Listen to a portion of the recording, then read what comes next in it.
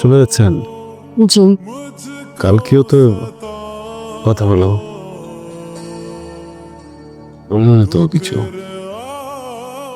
আসলে হুট করে সিদ্ধান্ত নেওয়া, অনেকদিন তো থাকলাম, বাড়ি ফেরা উচিত। আর কখনো দেখা হবে না?